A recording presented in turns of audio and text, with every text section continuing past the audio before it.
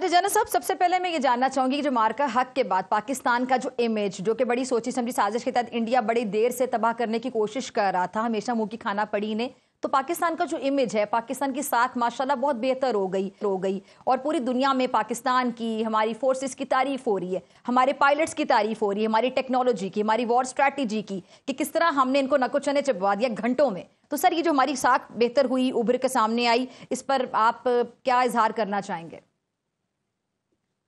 अस्सलाम वालेकुम। वालेकुम अस्सलाम। अस्सलाम वालेकुम। पाकिस्तान साख उभर के आई। अल्लाह इज्जतों का मालिक है और वो इज्जतों वाला रखे पाकिस्तान को, हम सबको। आमीन। तो ये जो साख उभर के आई, इसके लिए मैं सिर्फ ये कहूंगा, वकफा बिल्लाह वकीला, कारसाजी के लिए मेरा अल्लाह ही काफी है। बेशक। तो साख उभर के आई, एक्नॉलेज हुई, बल्कि पूरी दुनिया इस पे सरप्राइज हो गई। तो साख बहाल हुई खित्ते में, साख बहाल हुई इस्लामिक वर्ल्ड में, साख बहाल हुई पूरी वर्ल्ड में। तो साख बहाल होने पे स्पेशली जो 9/11 के बाद डू मोर और इस तरह का मंत्रा चल रहा था, और स्पेशली जब यूएस और नेटो अच्छा परफॉर्म नहीं कर सके अफगानिस्तान में, तो इंडिया को एक बहुत बड़ा एक स्टेपिंग स्टोन मिला हुआ था कि हर चीज में वो हम पे इल्जाम तराशी करते थे। तो साख बहाल हुई, बेहतर हुई, इवन इंडियन मीडिया में भी जब वो अपनी कई बातों पे कंफर्म नहीं कर सके, they could not stand their grounds. तो इसका तो शुक्र। तो अब ये भी देखना है मैम कि साख बहाल होना हमें, हमारा किसको सूट करता है और किसको नहीं सूट करता। किसको सूट नहीं करेगा सर? भारत को तो बिल्कुल नहीं करेगा, उसके अलावा किसको सूट नहीं करेगा? तो ये इसलिए भी सारा नहीं खोलते, क्योंकि एक ग्लोबल पावर पॉलिटिक्स जो है वो ऑन है, और बहुत सारे ममालिक हैं जिनके साथ हमारी आइडियोलॉजी टेंजेंट है, और बहुत सारे ऐसे ममालिक हैं जिनको हमें लोग चाइना के लेंस से देखते हैं और हमें प्रो चाइना समझते हैं, वो इस चीज को अच्छा नहीं समझते। तो प्लीज इस चीज में जो रब करीम ने हमें अता की है, जो हमारा इमेज बहाल हुआ है, उसको please take it with all the cautions necessary. तो इसका गुमान नहीं उस तरीके से करना, क्योंकि जब फल लगता है तो वो पौधा झुकता है।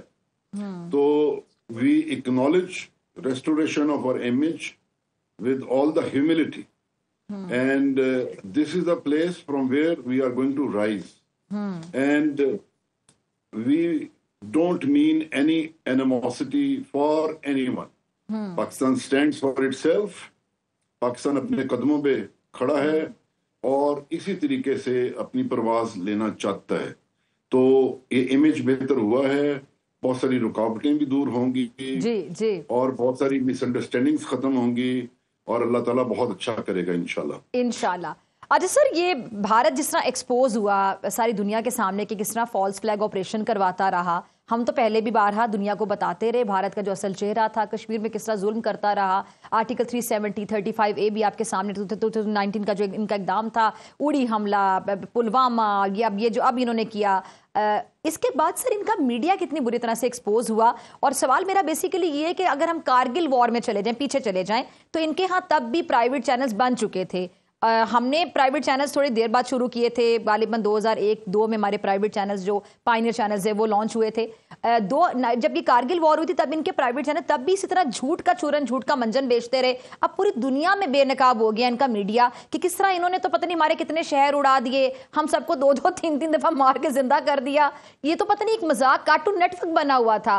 और अब इनके यहाँ जो थोड़े बहुत जो गोदी मीडिया के लोग तो वैसे बहुत ज्यादा है, थोड़े बहुत जो 1% आजाद मीडिया कह सकते हैं या जो सहाफत कर रहे हैं अभी भी, मतलब बिलो 1% ही होंगे, 0 पॉइंट समथिंग होंगे, वो अब सवाल उठा रहे हैं कि आप क्या करते रहे। अब इनके अंदर से आवाजें उठ रही हैं कि इनका मीडिया जो कि बीजेपी स्पॉन्सर्ड मीडिया है, रॉ स्पॉन्सर्ड मीडिया है, वो ऐसे लोगों को पागल बनाता है। लेकिन इस दफा लोगों ने इनका मंजन नहीं खरीदा। मैम, मंजन नहीं बिका जी। लेकिन होलसम बात जरा कर लेते हैं। असल में सिर्फ मीडिया बेनकाब नहीं हुआ, इंडिया बजाते खुद बेनकाब हुआ है। और आपको अंदाजा है कि ये जो माइट इनमें आ गया था, they had offered themselves as a counterweight to China. So they had become a strategic partner of China. So they had projected a great invincibility. तो इतना जबरदस्त इनका इमेज था। तो बड़ी चीज जो है ना, जो बड़ा डेंट पड़ा है, वो इंडिया को पड़ा है। बहुत बड़ा डेंट। तो मोदी साहब की शख्सियत को पड़ा है और मोदी साहब की पॉपुलैरिटी को पड़ा है। और मोदी साहब के जो क्लोज कैबिनेट है, जो जिन्होंने इनको हॉस्टेज बनाया हुआ है into a narrative of hostility, उसको फर्क पड़ा है। और मोदी साहब के अपने जो रेट्रिक हैं, धूल चटाने वाले, उनको फर्क पड़ा है। और दिल शिकनी हुई है इंडिया की आवाम की, उनको फर्क पड़ा है। दुनिया के कॉन्फिडेंस में कमी आएगी फॉर इंडिया, उसको फर्क पड़ा है। तो दरअसल बड़े जो फर्क पड़े हैं, उसको इंडिया हैज टू पे द प्राइस फॉर दैट। यानी सर हम आम अल्फाज में कह सकते हैं कि इंडिया ने जो मास्क पहना हुआ था, हमें तो पहले से पता था मास्क पहना हुआ, उतर कर गिर चुका है और इंडिया ने खुद ही गिरा दिया। देखिए, जज्बात बहुत बुलंद है, तो मैं देखता हूं कि बातें फिर ज्यादा जज्बाती हो जाती हैं। तो मास्क जो पहना था वो थोड़ा अनकवर हुआ है। तो अभी आगे इंडिया जाके कैसे अपने आप को कंडक्ट करेगा, कितना सेंस ऑफ रिस्पॉन्सिबिलिटी शो करेगा, कैसे हमारे साथ एंगेज करेगा, किस तरीके से वो यूएस को रिस्पॉन्ड करेगा, उनकी जो ऑफर मिस्टर ट्रम्प ने की है, तो वो और भी चीजें इस तरह की खुलेंगी। लेकिन जहन में रखिए कि जब ग्लोबल पावर पॉलिटिक्स में जो पार्टनर्स होते हैं, वो उनमें जरूर फर्क आता है, उनके मसाइल पेचीदगी की तरफ जाते हैं, लेकिन वो ओवरऑल डिजाइन जो है एकदम इस तरीके से नहीं बदला करते।